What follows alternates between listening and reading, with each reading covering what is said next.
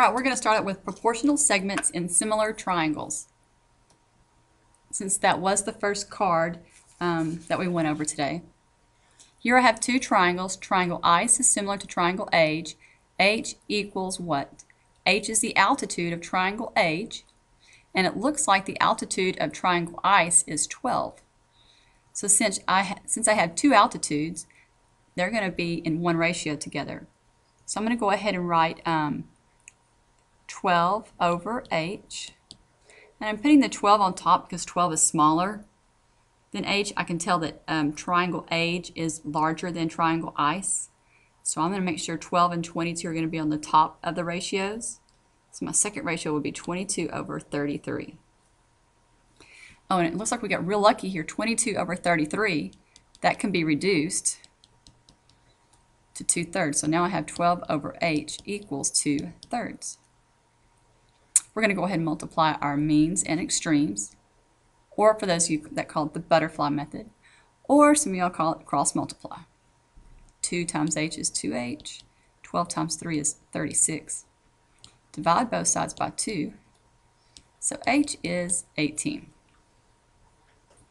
Now I've been trying to work number 3, and I'm going to have to come back to it. This thing's a mess. I'm not for sure what's going on with it.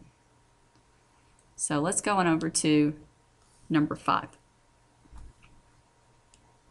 Number 5, triangle hat is similar to triangle CLD. X is what? So it looks like they drew the medians of the two triangles.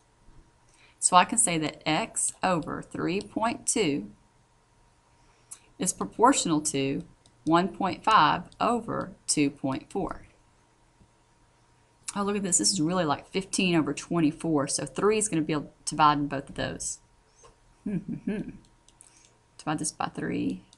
Divide this by 3. So I got X over 3.2 equals, that is 0.5, and this is 0.8. All right. Cross multiply.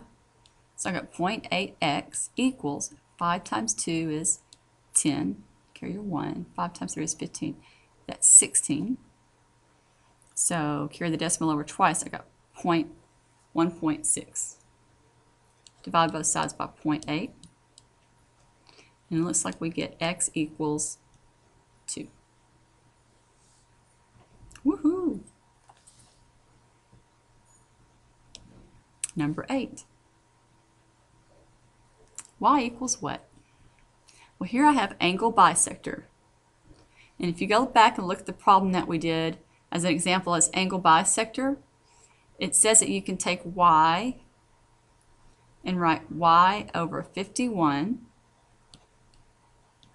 is proportional to 40 over 34. Okay. So let's see, 40 over 34 can be reduced by 2. So it looks like I can make this 20 over 17. So let's cross multiply. 17y equals, let's see, 0, 2 times 1 is 2, 2 times 5 is 10, so 1020. Divide those both times by 17.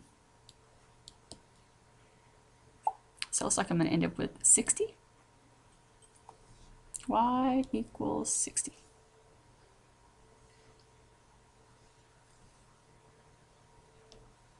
Number 10. A over B is equivalent to what? P over Q. Or I can say A over P is equivalent to B over Q. And if you notice, whenever I cross multiply these, B times P, if I do B times P, I get BP. Whoops. A times Q, I get A, Q, or QA. Sorry about that. And if I do the same thing on the second set of ratios, A times Q is QA, and P times B is BP. So I get the same answer. So there are always two different ways to set up your ratios. If you go ahead and set them up both ways, and you cross multiply and you get the same answer both times, you probably did it just right.